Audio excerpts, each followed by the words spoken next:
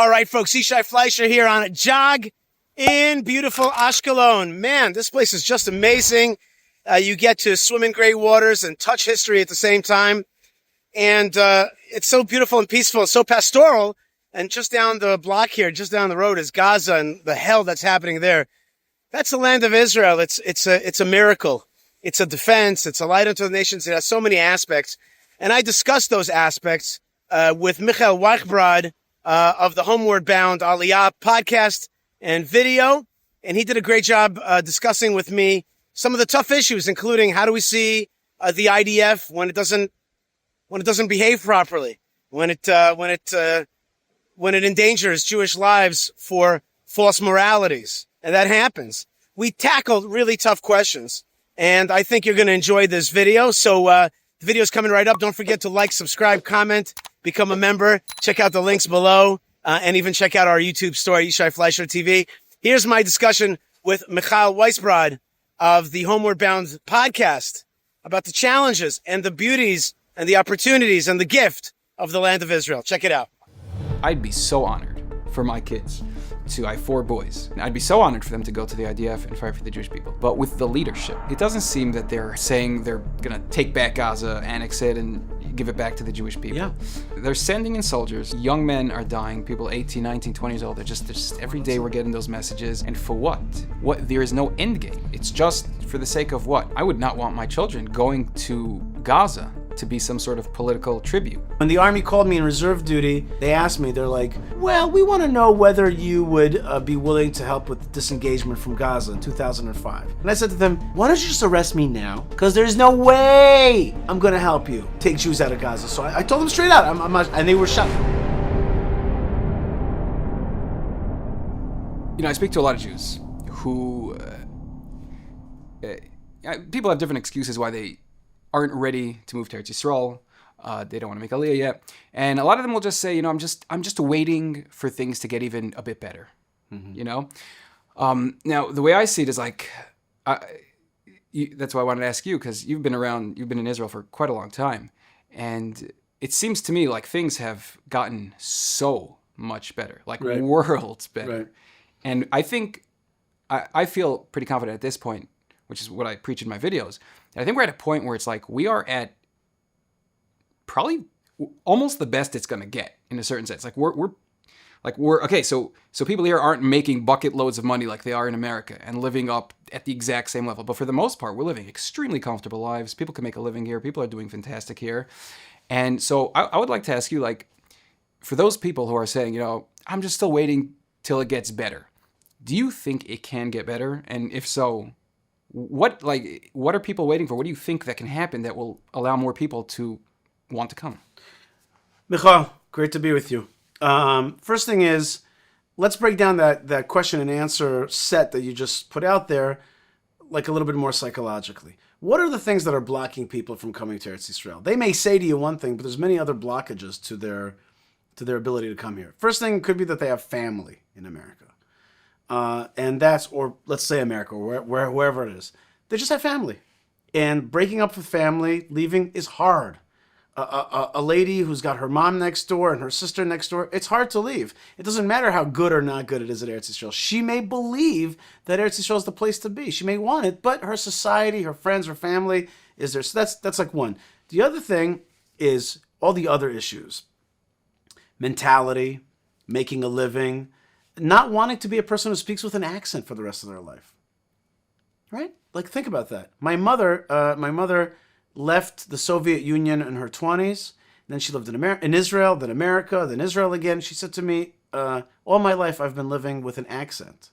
And then her and I traveled once to Russia on a roots tour. She's like, for the first time in many years, I've been a person that doesn't have an accent. I speak the language correctly, totally.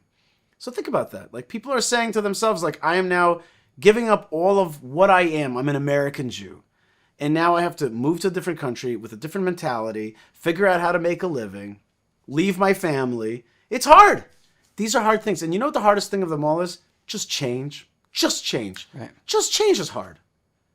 Just that. Like, change is not easy. So for all these reasons, that's what's underneath it all. Is Israel a decent place to live? Absolutely. Is it as decent of a place to live in America? I'm not sure. I'm not sure I would compete it. I don't think I can put it head to head and Israel's going to come out ahead. It's like an iPhone, Samsung test. You know what I mean? It's like the camera and this and that. Like when you add it up all together, it might be that America is easier to make money. The system is a little bit more, stable, less crazy politics, less terrorism, seemingly. So like, I don't know if I sell Israel because it's I'd love to sell Israel to say it's a better place to live, but it's not there yet. I sell Israel by telling them what I think is the real truth. It's a different spiritual level. Right. It's just a different spiritual level. I'm not going to tell you that it's a better physical life. I'm going to tell you, look, you might have to sacrifice a little bit, but it's a different spiritual madrega. It's a different thing. It's a different beast. It's a different level altogether. And I can prove it from the Gemaras as well. And just from life here, you're closer to God. You're closer to the history of the Jewish people. You're really part of something great, And so when I come to people, and when somebody says that to me, that it's not as perfect as it could be yet, that might be true. There might be a person like that, and you can make that argument being like, listen, it's the best it's ever been. But I don't know if that's what's really going on underneath it. Right, no, for sure. There's no I didn't mean at all that like it's better in Israel physically. I'm just saying that for the fact that we know we're supposed to be here. Yeah. And we can sense the Gula is coming, and we know that it's a mitzvah to be here, and it's so divine and so spiritual and so holy. But the obstacle was that it was too difficult. What I'm saying is like at this point, I think we've reached the point where like can you really say can a spiritually healthy, religious Jew, for the most part, really can he really feel confident to say, I'm willing to give up everything that Eretz Yisrael has to offer based off of the excuse of it's still not easy enough to live in? Right. So, but that person is telling you that they have fears or discomforts or issues, right? So yeah, I agree with you. I get your point. Your point is 100% correct. Listen, it's the best it's ever been. Yeah. And it is good. It's really good. And thank God. You know what? I don't eschew, physical comforts. It's good. You know what I mean? You could have, we live here in Gush Etzion. It's beautiful. It really is very beautiful. The air is amazing. The quality of life is amazing. The Yiddishkeit is amazing. You know what I mean? You're really growing a child up, and that's like one of the pluses. Like you're really raising a child with Hebrew, with the Chagim being in the right times. It's an organic lifestyle. The faith, the land, the God above, the society, the land beneath, the whole thing is one. It's unified. It's organic. That's the advantage. And it's a different spiritual plane. That's the advantage. Today, thank God, we have malls. We have decent cars. Are they as decent as American cars? No. Do people wait here in line like they should? In a nice queue? No. Are there things to work on? Are there bad guys that we got to push back? Yes. So yes, there are issues. But really, I'm telling you, the question is, how do you get to the real bottom of what the person is saying to you? Today, I used to be a big Aliyah pusher, Aliyah activist. I have shifted somewhat of a gear, and it's for various reasons, and I'm happy to tell you about it. But basically today I say to people, I show them that the life is good. I show them that the life is rich in other ways, and I always give them an option to move closer. Dahainu, meaning to say, I always tell people, I told yesterday, I was at a big party yesterday, I must have told 3 people, buy an apartment. Did you buy that apartment yet? Buy the apartment. It's not going to get cheaper, and it's good for your money. Buy that apartment. Take a step. Go to sleep at night knowing that you have an apartment in Yerushalayim, in Tel Aviv, in Eretz Yisrael, in Beit Shemesh. Doesn't matter. Take a step. What's your step? What's your step closer to Eretz Yisrael? I've told people around the world, and people have taken this advice from me, drink wine from Eretz Yisrael Friday night. Take a step closer. Take a step closer. Now, my COO, Yocheved, is a Chabadnik, and she told me that there was, and her father was a journalist, she told me there was a Teamster leader who had a slogan, a one-word slogan. And that one-word slogan was, more. I love that slogan. More. And that's what I preach. When it comes to American Jews, I preach more connectivity. More sending your kids here. More Chayalim Bodedim, lone soldiers. More get an apartment. Come here for the summer. Read about Eretz Yisrael. Drink wine Friday night. Don't forget to find a tzedakah that's not only a chesed tzedakah, but a building tzedakah, so that you can really call yourself a Zionist, or an Eretz Yisroel, or a Shleimus Aretz, however you want to say it, Find that connection. Take that step. That's what I'm preaching today. Aliyah, you zachita. You won the lottery. You're able to live in Eretz Yisrael. It's the greatest chud in the world. You can only live a half a year. Great. You have a summer house. Amazing. But let's say you're not one of those people, but you try to fly to Eretz Yisrael. Make sure that you come every year. Right? Put that in the calendar and put that into your financial calendar as well. Like, make it a priority. We come in the summer times. I know a lot of people like that. They're in America for X, Y, or Z reason, but they come in the summer. They want their kids to see what their value system is. So I've become, shall we say, less, it's not a binary option in my mind. It's not like you're either a Gullus Jew or Eretz Yisrael Jew. Today there's a lot of ways to be connected, and a lot of people are connected. When I speak today in America, there's almost no shul that doesn't have a kid that's a Chayal Boded, that's a lone soldier. It's just out there. So I actually see a lot of good, and I'm preaching more. Now, I have colleagues that you've interviewed that are more doomsday-ish. They may be right, and if Mamdani, is the mayor of New York, that might be a problem. And there definitely is a downward trajectory for the United States in general. I'm not putting a timeline on it. I don't know what the timeline is. Okay? And I could talk about that kind of stuff, but if you feel anti-Semitism, get the hell out of there. But if you don't feel it, if you live in Lakewood, if you live in Brooklyn, if you live in Muncie, if you live in Miami, if you live in Boca, if you live in all these places, and you feel fine, then take a step towards Eretz Yisrael, because it's the Geula process, because it's something amazing, because it's a dream of 2,000 years, because it's like you said, it's a mitzvah, etc., etc. Take another step closer to it. But I'm not going to come bash you over the head. I'm not going to do it. But on that note, so ignorance is bliss in certain areas, but I think for the Jews, ignorance has never been very blissful. Do you think that, I don't either like to be doomsday. I want to be able to preach Eretz Yisrael and tell people to come to Eretz Yisrael because of how holy it is and because you can become closer to Hashem. But do you, if the he might not become mayor, this Mamdani guy, because there's so many people trying to stop him. But there's certain signs, Kanye West and this guy and just so many things taking place. There's no question that anti-Semitism is cool. Palestinianism, which is just a way to normalize anti-Semitism, is cool. It's cool on Columbia campus. There's no doubt about it. It's in the streets of New York. It's in the streets of Boston. It's in the streets of Los Angeles. There's no doubt about it. It's not as sweet, and the golden age has passed. There's no doubt about that. That was the cover of the Atlantic magazine, or New Yorker, Atlantic, I think. And yeah, we know the golden age has passed. There's a lot of anti-Israelism, a lot of anti-Semitism masked as anti-Israelism. There's no doubt about that. And certainly, talking about America, certainly London, France, Belgium, these places have changed. But then you don't need this podcast for that. You know what I mean? Unless you're dumb. You know what I'm saying? If you can't, and Jews are not dumb. Jews sense that there's a change, and they start to shift gears. The gear a lot of times is like this. The gear shift is like this. When I was like 18, living in America, 17, living in America, and I wanted to go to Israel and go to the army, it was considered crazy. Today, it's normative. The change is when the young man or young woman says to their parents, I want to study in college at the IDC, or I want to go to the Israeli army, and the father and the mother say, good, Michael, good. Go with that. Vatzlacha, bracha, vatzlacha. We're right behind you.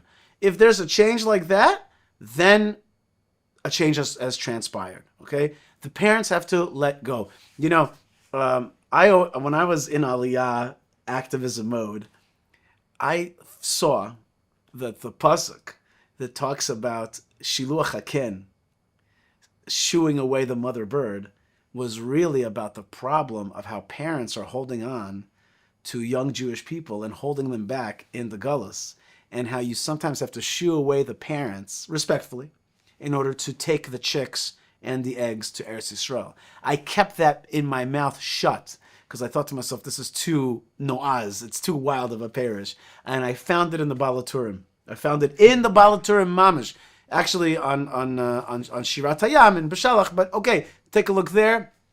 It's there, and he says yes. Shiluach Haken means that Hashem pushed out the generation of the Midbar and let them die in the desert and took to himself the next generation. But all that is that's intense stuff. I'm trying to talk about opportunities. I'm trying to talk about more. How can we get closer to it? And how do you let your kids go? And you're right. There's no doubt about it. The golden age. If you are afraid to wear your kippah on the subway, it's not the same New York. Although I wear my kippah on the subway when I visit there, but it's maybe not the same New York. Okay. Yeah, you're right about that.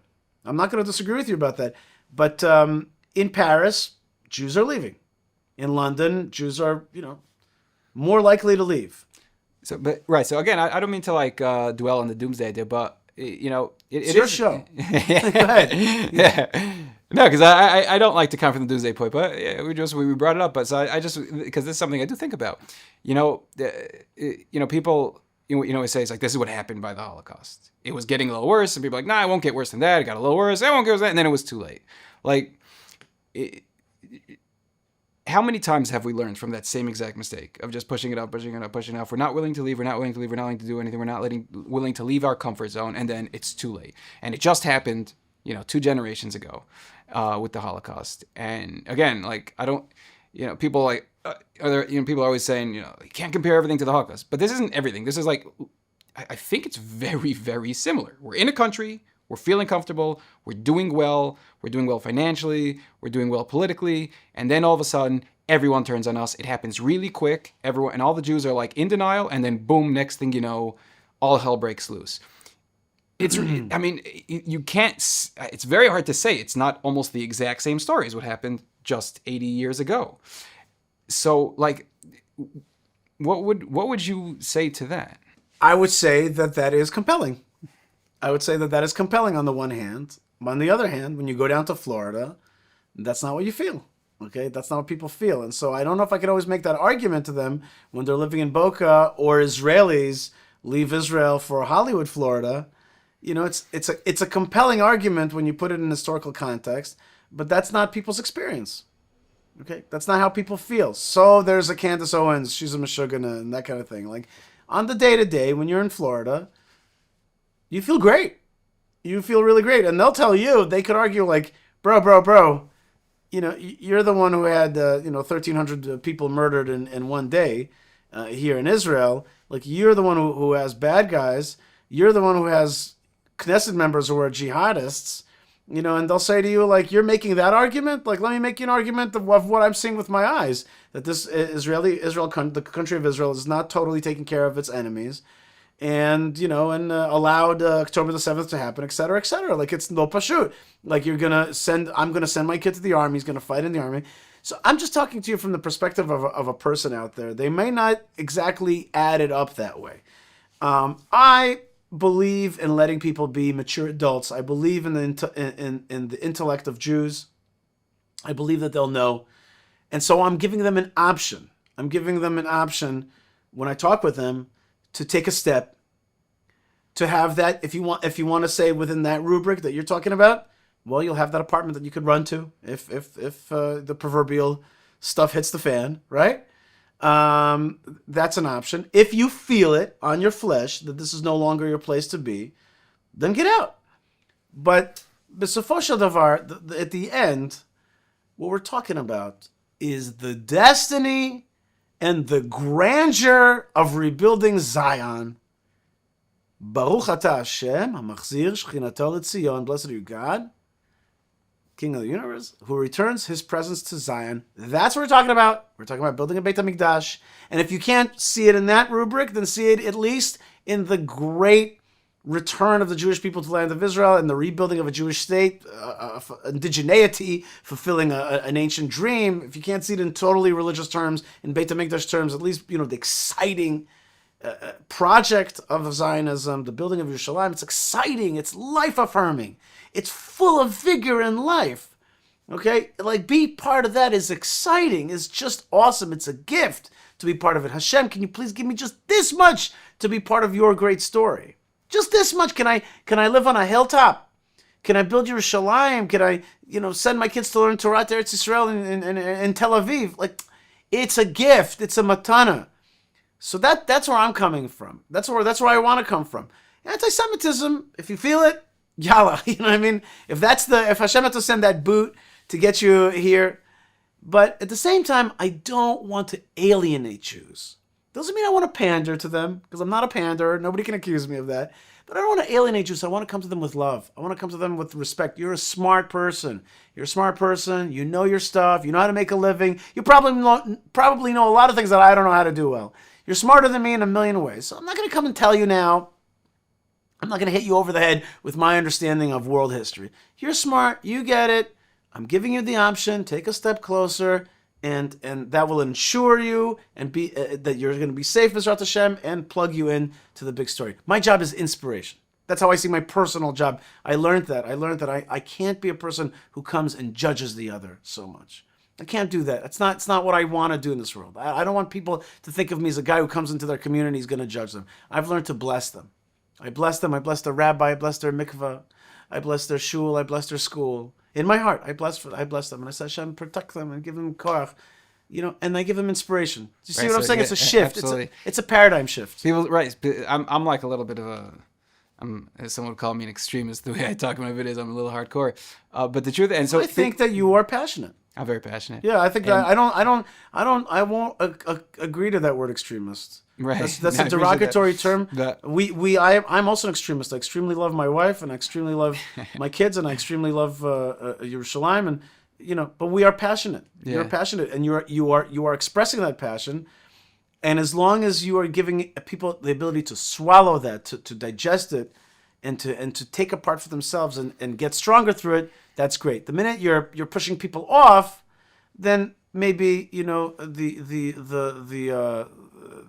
the loss overcomes the success. Right. So yeah. So because of that, people sometimes accuse me of being judgmental because of the way I talk smack against people in Chutz La'aretz. But I this is just a point. I would say it's less judgmental and more because I believe in the Jewish people. It's just like it's like sometimes you'll yell at your kid, not because you think less of you think so much of them. You're like, why are you not living up to what you're capable of? And I think we're so close to the Geula, and I believe that I think the Jewish people have it in them to finish the job, and I just want to see the job finished. I wanna pick on a word that you said, which is we're so close to the Geula. In my understanding of the word Geula in most of the Tanakh, especially in the Chamisha Chumshei Torah, the word Geula is something that we do. We do Geula. I totally agree with that. I think I expressed it wrongly. Right. No, it's okay. I always tell people we are definitely in the Geula. But let me make the point. The point, which is I believe not in Mashiach Achshav, Mashiach now, and not in peace now. I believe in responsibility now. I believe that being part of Lig'ol, to do the action of Geula, is what is not only is it the great responsibility of our time, it's the great call of our time. It's the great opportunity of our time. I don't actually. I'm a little bit allergic to when people say only Mashiach. I don't like that because I find that within that is this throwing off of responsibility. And I think we should be taking responsibility. Again, part of coming to Eretz Yisrael is not just me and I'm enjoying it, I'm raising my kids in Eretz Yisrael. It's actually me taking responsibility for Geula. I'm part of it. I'm making it happen. I'm an active member of it. I use the word Zionist. Maybe some of your listeners don't use that word. I don't have any problem with that word Zionist. I think it's fine. It means Zion. Yeah. You know what I mean? I don't think of it as secular Zionism. I think of it as the return of the Jewish people to the land of Israel. And so responsibility and opportunity, and I don't fault you for being passionate, and I think that you're doing it in a way that people can hear it. I think that's the key in my whole thinking about this. You got to talk in a way that people can hear it. You can't talk down to people. Jews are smart.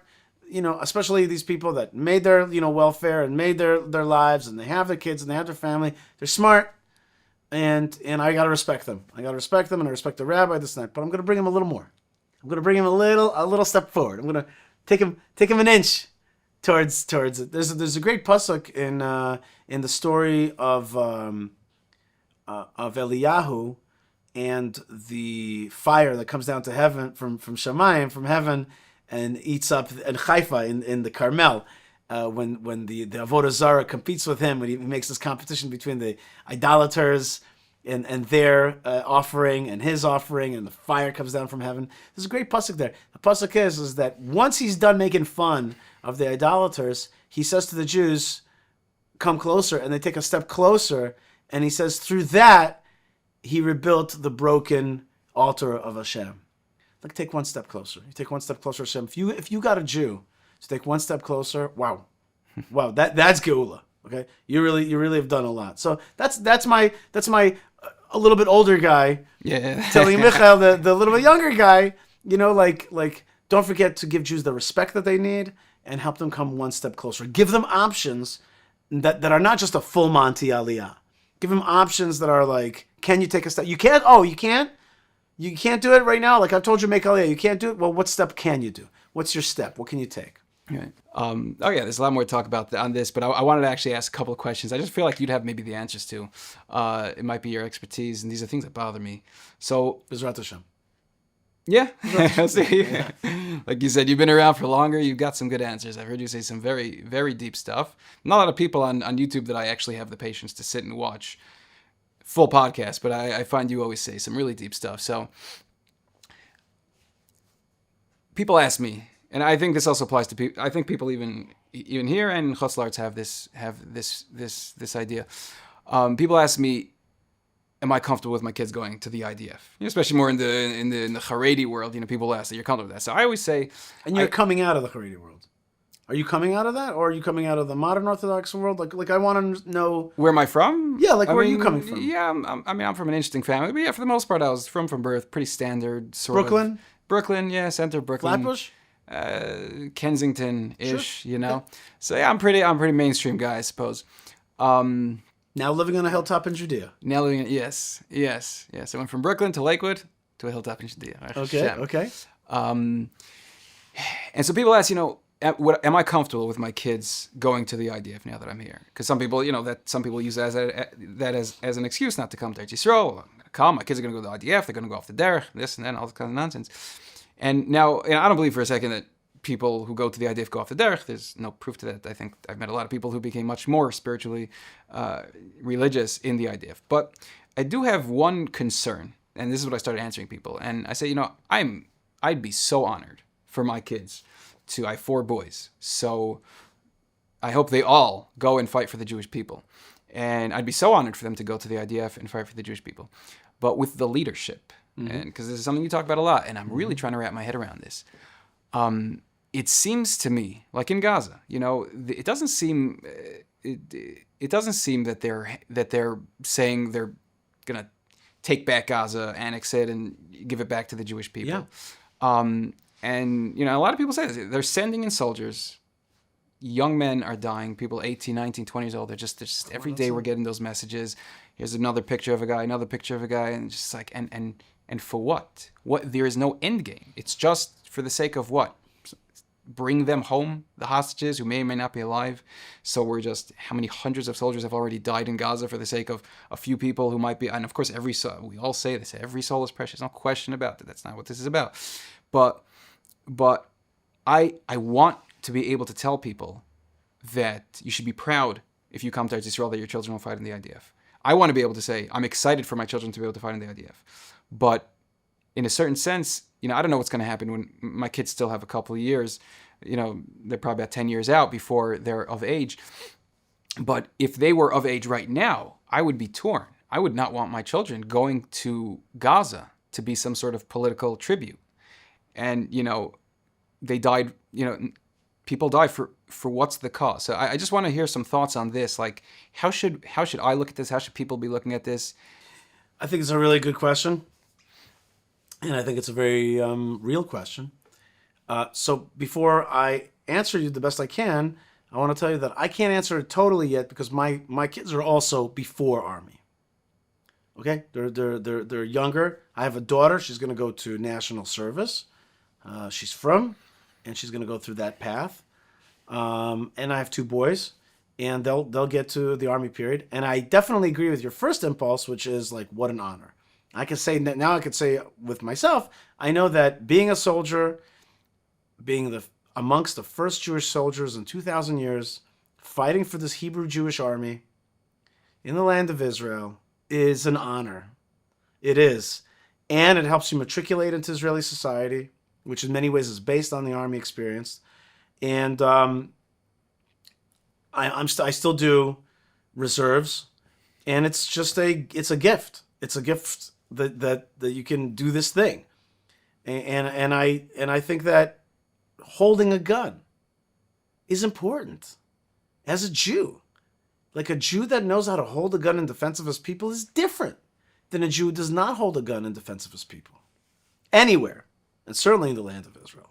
It's important to be a defender of your peoplehood. It's part of healthy Jewish masculinity. And I don't mean just men. Whatever, let's not get into the question of men and women in the army, whatever. But that consciousness of Jewish defense is gorgeous. It's beautiful. It's biblical.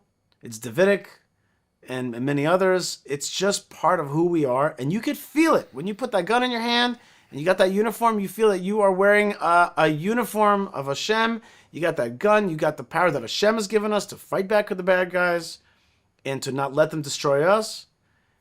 There's a beauty to it, there's a majesty to it, and it's real. It's not fake. Like there are so many Chayalim Bodidim, these lone soldiers today, American Jews, growing up in the 5 towns, and here they are defending the Jews in Judea and fighting in Gaza, and it's in many ways it's beautiful. The overall success of the army, the IDF, is a good one. The overall record is good overall, but the Jewish state has also done some very stupid policies, very, very stupid policies. Giving your land away to your enemies is dumb. And then being like, I can't believe France would declare Palestine. Well, you gave away a good chunk of your land, the holiest and the highest part of your land. You created a Palestinian Authority. Now you're surprised that France is recognizing Palestine? You did it. You created Palestine. And now we're fighting it. Now they're throwing rocks at us. Now they're shooting at us. Now they're shooting at pregnant mothers. You created this thing, and it's still being funded, and you're funding money, helping Qatar pay money to Hamas. Netanyahu did that. He helped Qatar pay Hamas. Israel was the middle point. Unbelievable. So there's sick stuff. There's definitely sick stuff. But overall, does the IDF protect the Jewish people and allow us to live in this land? Yes. Overall, is it an army that you can be Jewish in and even grow in your Yiddishkeit? Yes. Okay? Is there also some things that could tend you to make you less religious? Yes. You got to watch out for those things. Go to units that will help you, do it the right way. It's complex, Michael. It's complex. It's not a simple answer. The other option is to keep things simple. I don't know. I'm just living here and making business. I'm not involved in the rebirth of the Jewish people land of Israel. I go from time to time to Israel. It's nice. We stayed at a nice place. It was nice. Okay, you could be out of it, or you could be in it. And in it is a complex question. In it is moral questions. In it is to teach your son to know when to follow orders to the end and when to not follow orders. When the Army called me in reserve duty and told me, they asked me, they're like, well, we want to know whether you would be willing to help with the disengagement from Gaza in 2005. The Army called me in. And I said to them, why don't you just arrest me now? Because then we could just shortcut the whole thing, because later on it'll be a mess. Just arrest me right now. Because there's no way I'm going to help you take Jews out of Gaza. So I told them straight out. I'm not, and they were shocked. I'm like, just arrest me right now. That's what I told them, like this. Because let's just, save time later on. Because there's no way I'll fight with everything I got within the bounds of discourse and principles of normal, let's call it democratic statecraft. Within that, I'm willing to fight, and I did. I did everything I could to stop that disengagement because I thought there would be an October 7th down the line. That's what happened. But at the same, and I, you know what? And I was hurt by the army. And it was a black eye for the army. There was a bad moment there. But Habibi, it's a sophisticated and complex problem. The bottom line is you're here. You're going to teach your sons to be fighters for Israel. That's what their dad's about. That's what they're going to be about. You're going to be very proud of them. You're going to teach them to follow and obey the rules and the orders. But you're also going to teach them that there's even the first rule, the first law in the army is disobey an illegal order. That's order number 1, disobey an illegal order. If there's an order that countervails all their principles that they've been taught at your house, then you have to teach them that as well. And maybe they'll have a problem, but that'll also be okay. It is the beautiful and complex truth about being a modern Jew. You face the issues, you face that complexity, and it's going to be okay. And B'ezrat Hashem, your kids are going to be great warriors, and they're going to see the liberation of this land, and they're going to have great politicians and leaders that give them good and smart orders. Truthfully, at some point, you realize that in the army, you have to accept orders, and therefore, if you want to make change, you have to shift over to the political side. That's not totally true, because there's been soldiers and captains and officers who make a tremendous difference. Oh my gosh. I have right now a commander of the Mearat Hamachpela.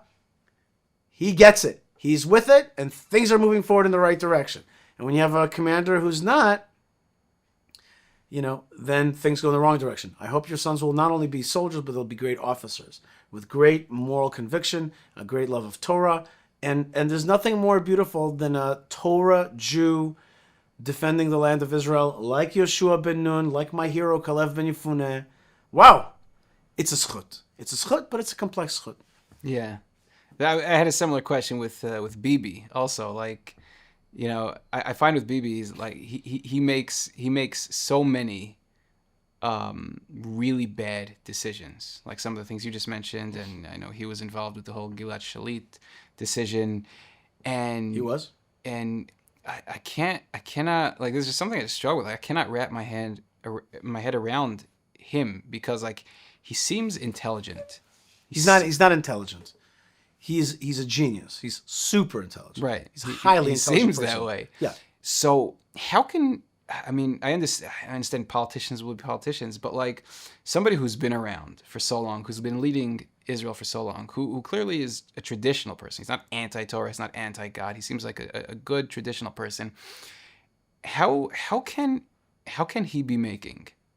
This is just my own curiosity. I'm sure other people are curious. How can he be making so many decisions that my 5-year-old son would know would be the dumbest thing you can possibly do? And he doesn't seem like a weak person. He seems like a leader. He seems like a powerful person. Yet it seems again and again that he just keeps caving in to the craziest, dumbest, most self-destructive things that anyone can do. Do you have any light to shed on that? I have a few. I'll say a few points for you that'll help you think about it maybe. First thing, Chazal say, Parnas lefi dor lefi parnas. Or maybe the other way. Dor lefi parnas lefi dor. Means to say, the generation goes after the leader goes after the generation. Okay? It means to say sometimes they lead and sometimes they're listening to the people. And so people at that position sometimes they're leaders, sometimes they're followers. When it comes to Netanyahu, here's my first thought for you, which is, in many ways, he is Israel. He is Israel. He is Israel in one person. Secular, traditional religious. He's got a Haredi daughter, secular son, right? He's a leftist sometimes. He gives away land. That is deep. Hamas. Sometimes he's right. He is Israel. He kind of encompasses He is Israel. He is Israel in one person. That's right. He's the manifestation of Israel. And so therefore he's sometimes a genius. Sometimes he's just plain dumb. Sometimes he's on top of the world. He's like, wow. And sometimes you're like, what the heck, man? The whole world's laughing at this weakness. Since October the 7th, he's been very strong. But before October the 7th, he voted for the disengagement for Gaza. He released 1,000 bloody murderers for Gilad Shalit those turned out to be the heads of the October 7th massacre. And we were like, don't do this. This is dumb. Don't give away murderers for Gilad Shalit, because it'll teach the bad guys to take hostages. And it's the wrong thing to do. And certainly don't put killers back on the street. They're killers. Don't do that. And then he funneled money from Qatar to Hamas and believed the idea that Hamas wants normalization and peace, and they just want economy and, and welfare and all that and prosperity. And so he's part of the conceptia. On the other hand, since October the 7th was tragic and horrific and a day of that we were on the ropes. We were being pounded on the ropes. Almost 2 years later, we're crushing the bad guys. So I think that Netanyahu is us in many ways. He really has what I call Woody Norris disease. Sometimes he's Chuck Norris. Other times he's Woody Allen. So we're like, well, sometimes we're just like, other times we're like, like sometimes we're like weenie Jews, and sometimes we're like super powerful Jews. That's the real truth. Here's another thought for you. Maybe Benjamin Netanyahu, Prime Minister Benjamin Netanyahu, a great man. Maybe he's like Shaul a little bit. I was going to say, maybe he can't kill the enemy to the end. He's got a problem getting rid of the enemies. He can't get rid of the Philistines. He can't get rid of the Amalekites. He just has an issue of finishing the job. He's got this problem.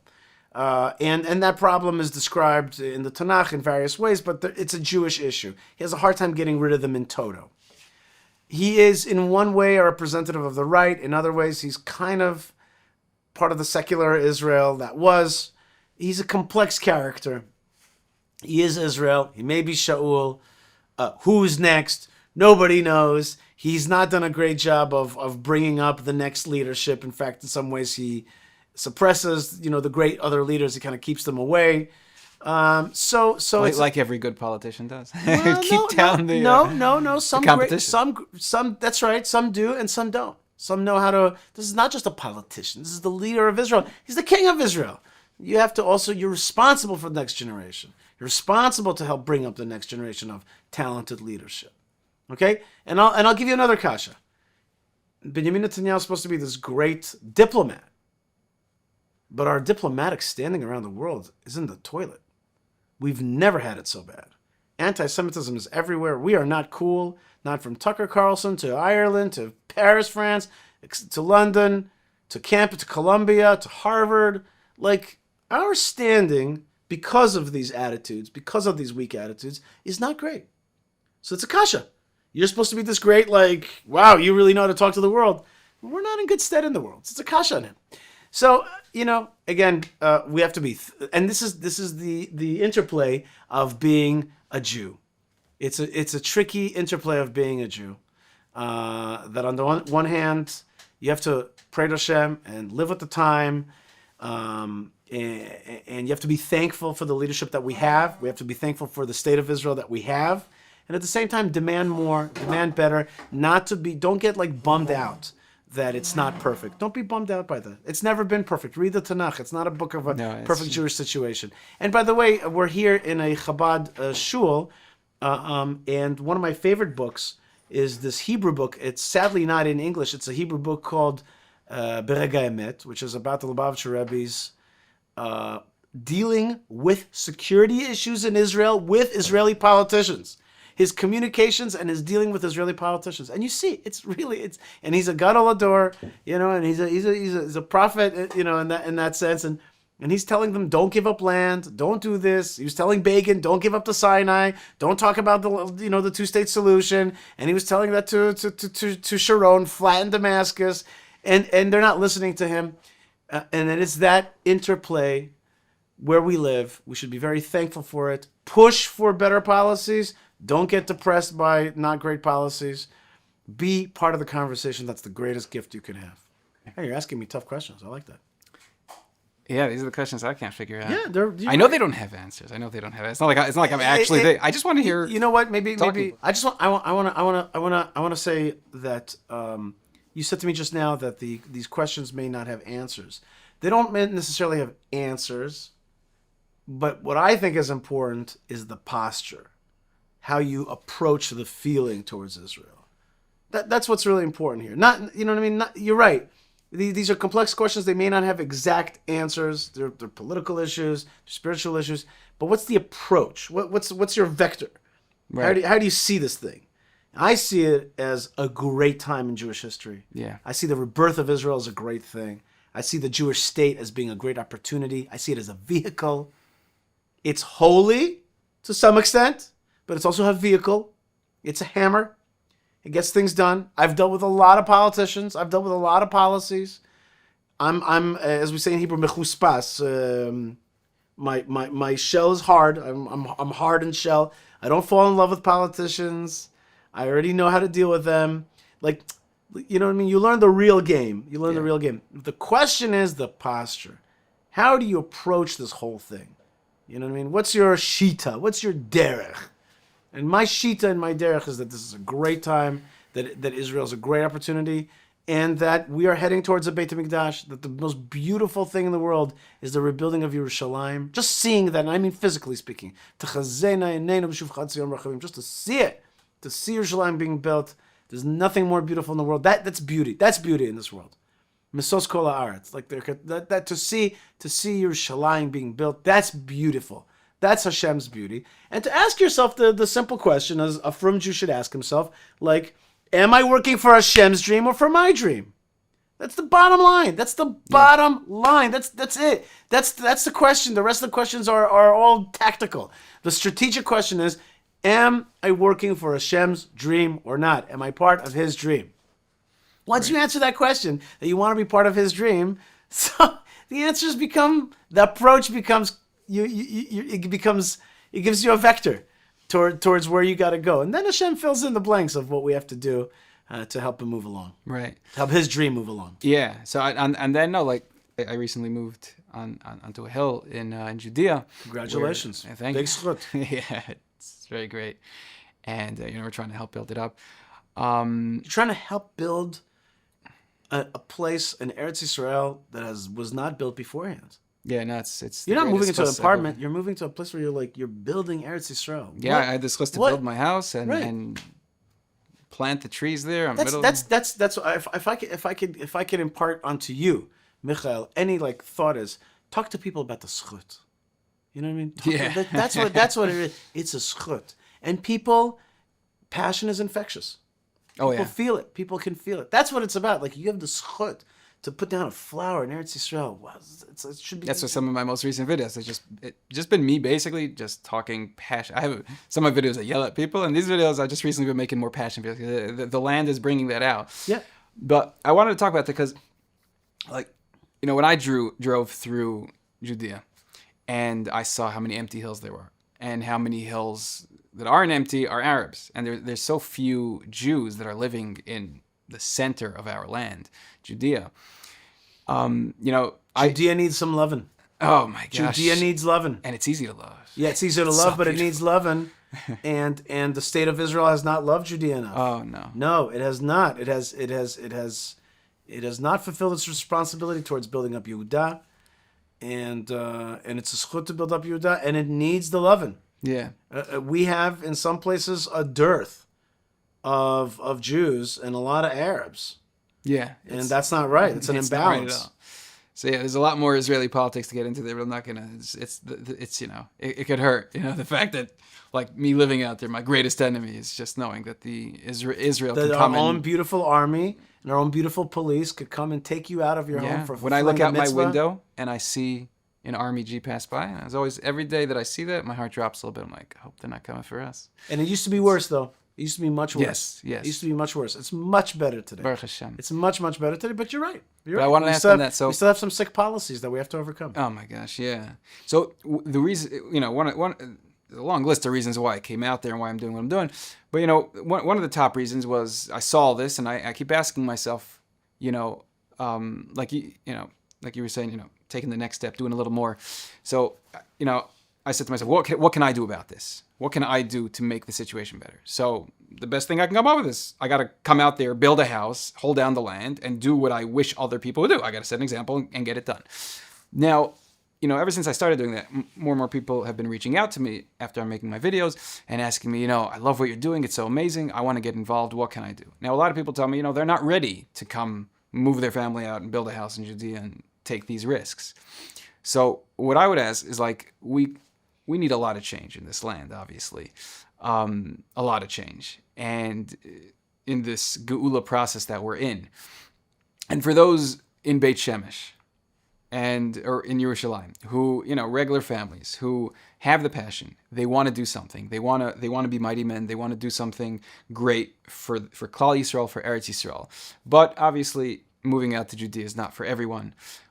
What can people do? Normal, healthy people with families that want to take the next step and help change this system.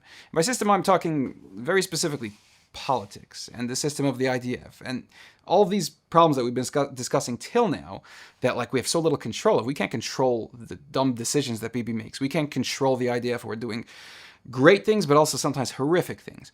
So, like, us little people, what can we do to make big changes? The good news is that there's a lot, and there's just, Jews are very ingenious. They really are. Jews are just very ingenious. There's like endless amount of things you could do. I mean, I could just start a litany list. Obviously, here you are. You made Aliyah. Bang. Ta-da. For sure. Right? Yeah. What's the next? Okay. Wait. So Aliyah is 1. And 2 is a house in Judea. Okay. And 3 is come volunteer on a hilltop in Judea. Come volunteer. I'll hook you up. No problem. Reach out to me. It's easy. Okay? There's volunteer opportunities in Judea. Great. Find an organization that you like. Yir David. Ateret Kohanim. Nachala. What I do. Fightforisrael.org. Or Michael. And be like, Michael, I want to support you. I want to support because I know that people need another 4-wheel drive vehicle, or they need a solar electricity out there on the hilltops. I want to do that.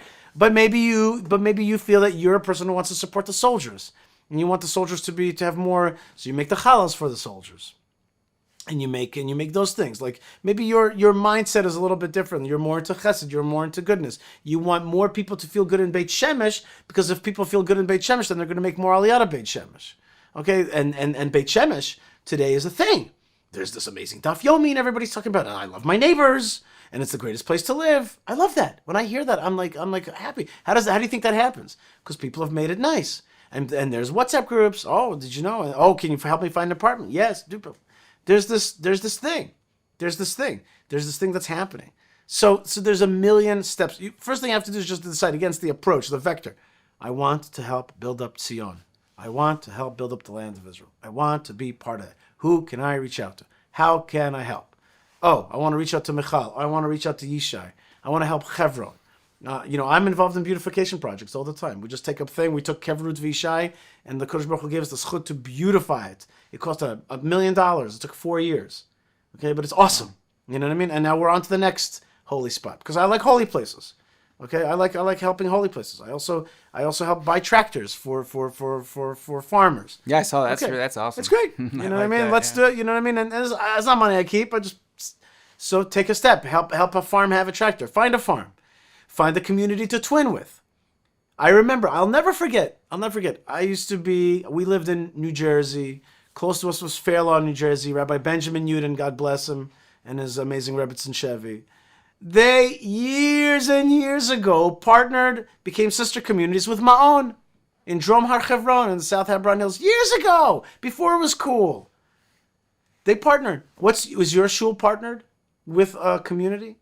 Do you have a community that you're partnered, that you have a picture of the community in Eretz Yisrael? Go to the rabbi. Say, Rabbi, I want to lead an initiative. And when you have an idea, the first thing to do is not to tell somebody else. The first thing to do is to write it. And then take ownership of it. Be like, I want our shul to partner with this hilltop, with this place, with Hebron, with Shamron. I want to partner.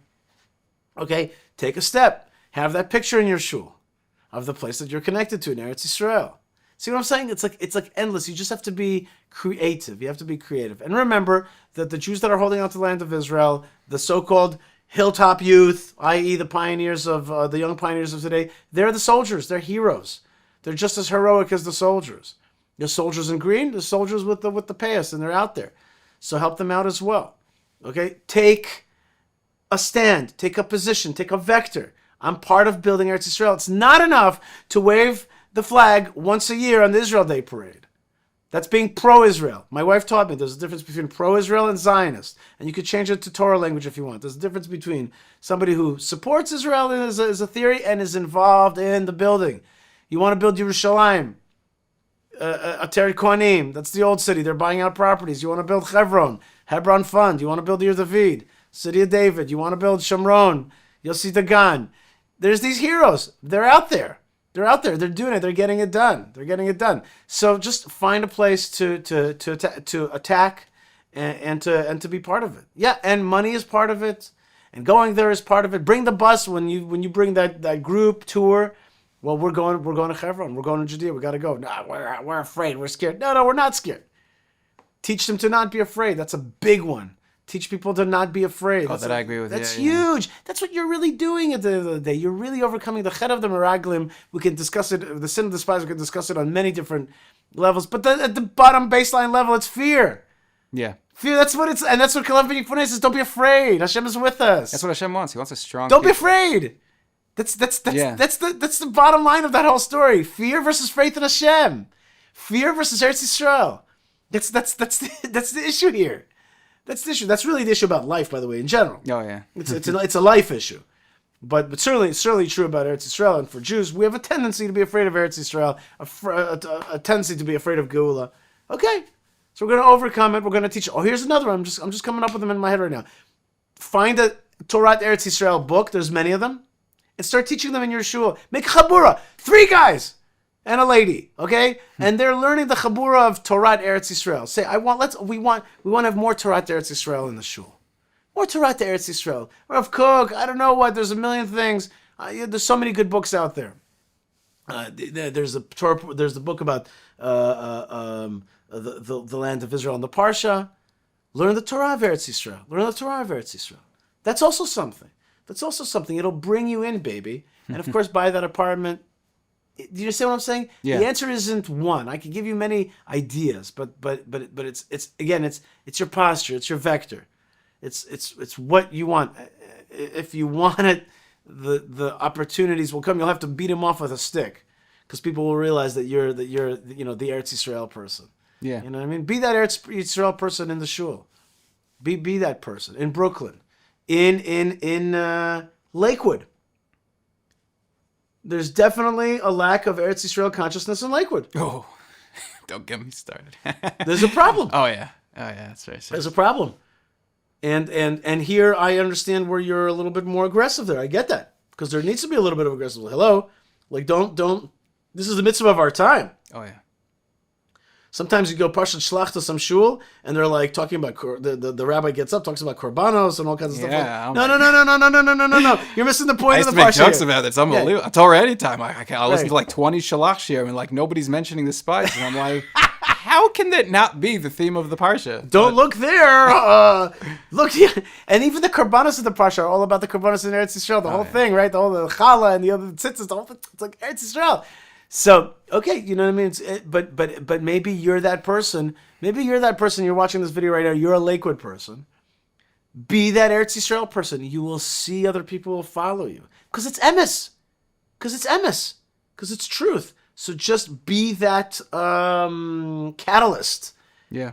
Be that juggernaut within the system. Be a little bit of the bug and not the feature, and you'll see that like more and more people will come to you. I like that.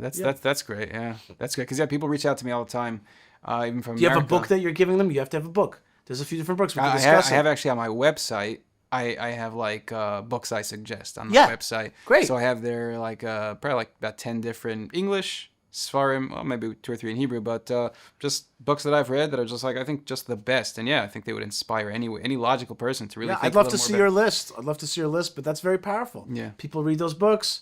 Let them teach it. Let them talk about it. Make a chabura. Make a WhatsApp group. Make a WhatsApp group. Eretz Yisrael in Lakewood. Make a thing. You know what I'm saying? There's so many. It's a good idea. That's why I asked it, because I've given people ideas, but some of the I like that the book idea is great, because there's sincere people in Lakewood. Totally. Brooklyn, they reach out to me. You see that? And that's an easy thing to do. You see that? That's Ahavat Yisrael. You see? It's Ahavat Yisrael. We gotta come from a place of Ahavat Yisrael. These are good people. They're good Jews. Oh, absolutely. Hashem loving Jews. They're good Jews. They're Torah Jews. But This has been a little bit. They need a little kick. Yeah, they need a little bit, but a loving kick. A loving kick. A loving kick. A kick and a hug. You're a Torah person? Good. So you need a little Torah to Eretz Yisrael. Yeah. It'll change you inside. That's good. Okay, that's good. I like that. So for those out there, start a chabura. Yeah. With a simple sefer in Eretz Yisrael, it can go such a long way. Wow. Somebody told me the other day. And by the way, don't be embarrassed to start small. It doesn't have to be big. Yeah. 3 guys. So somebody told me the other day. He told me that him and all of his siblings live in Eretz Yisrael, but his parents don't live in Eretz Yisrael. He said, why? Because his parents aren't ready to come here. They have a business, this and that. But growing up, by the Shabbos table, his father would open up a sefer or Dvar Torah, and it would always be about Eretz Yisrael. And he would always preach to his children about Eretz Yisrael. And his entire family moved here. And he didn't come here. And he's not only that, but that father is in that shul. And he says, my kids are in Eretz Yisrael. And he gets up and he davens for the Medina, and he does all that stuff. He's the guy, and everybody knows 3 of his kids are in Eretz Yisrael. He put his money where his mouth is. He sent his kids. See, I love that. You know what I mean? That's beautiful stuff. And of course, you got to talk about it, sing about it, see it in the parsha. You know what I mean? Show it in the parsha, highlight it. Chetem Meraglim, don't gloss over it. You know, see it for what it is. And once you see it, Eretz Yisrael in the parsha, it's everywhere. It's all the time. So we're coming up now to Sefer Dvarim. We're at the end of, I don't know when this is going to be played, but right now we're at the end. We're towards the end of Bamidbar. Comes up Sefer Dvarim. Oh my God! Sefer Dvarim is basically just an Eretz Yisrael Sefer. Eretz Yisrael, Eretz this way. It's like you don't even know what to do with yourself. Yeah. You don't know which pasuk is the more awesome pasuk. Yeah. You know what I mean? I always have a field day with with Sefer Dvarim. So you just have to see it, you have to show it, and at the same time do it in a loving way and give people opportunities. Amazing. There's so many things to discuss, but shkoyach Yishai, because I don't want to make this too long, but I appreciate you taking your time out to talk to me, and you're a wise man, and I recommend everyone to watch your stuff, because not every video is relevant to every person, but overall.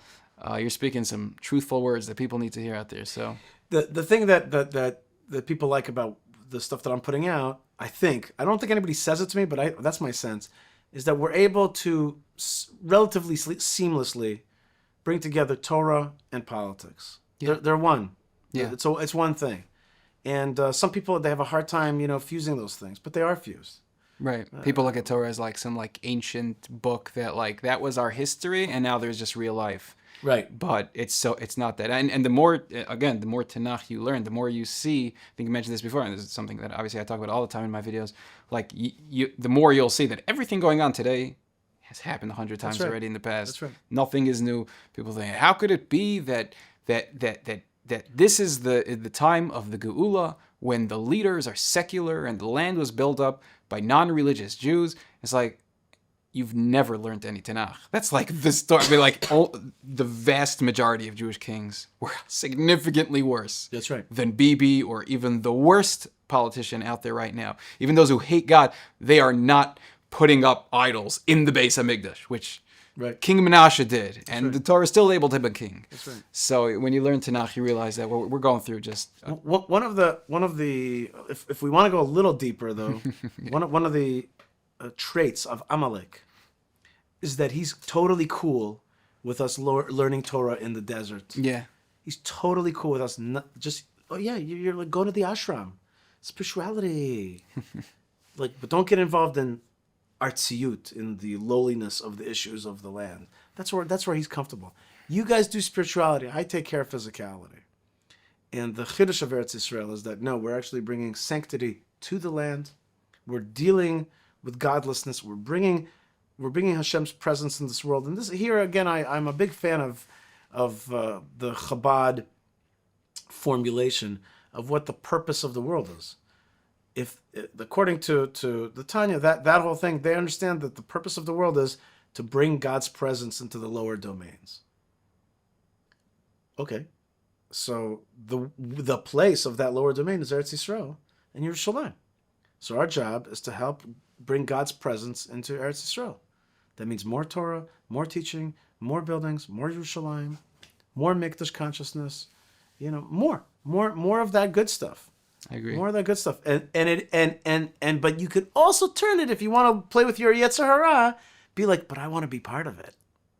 Like, I don't want to miss it. Yeah. Don't be a loser. You don't want to miss it. You don't want to miss the big thing of our time. You don't want to miss it. That's people like you, Michal. I believe fully that you're a Torah observant, God fearing, God loving Jew. Oh yeah. But there's a part of you that's also, I don't want to miss it. Oh yeah. I want to FOMO. I wish more Jews had FOMO. Right. Exactly. Right. I don't want to be a loser. I want to be in it. I want to be in the big thing. That's why I said recently in one of my videos, I said, I'm not going to sit here and tell you that, one of these people is going to tell you, if you don't get here in time, Mashiach's going to come and you're just going to die in the diaspora or something. Like, I'm not going to say that. But if you're not here when we're laying the bricks of the base of Mikdash and you can't get in for whatever reason because the lines to El Al airplanes are, through the roof and there's 3-year waiting lists, and I'm out there and I'm chiseling stones. There's not going to be a 3-year waiting list. There are going to be planes landing every 5 minutes. I hope from so. all over the world. But you don't want to miss a second of what's going on here. Yeah, you don't want to miss being part Absolutely. of it. You don't want to miss that. But there will be planes. There's going to be a consciousness, a global consciousness of the beauty and the majesty of Israel. There's going to be planes landing all the time. If I was Lufthansa or KLM or Virgin or British Atlantic, whatever, like, I'd have a picture on my wall that says the proudest airline, the route that we have is our flight to Eretz Yisrael, to the land of Israel. Yeah. Right now, barely any foreign airlines are flying. Shame on them. Shame on them. I understand the economics. You're afraid this and that, but shame on you. You should declare nothing's going to stop us from coming to the land of Israel. No, that's the source of our blessing. If only. Yeah. only. Bezrat Hashem. All right, Shkach Yishai. God bless you. Thanks so much. You too.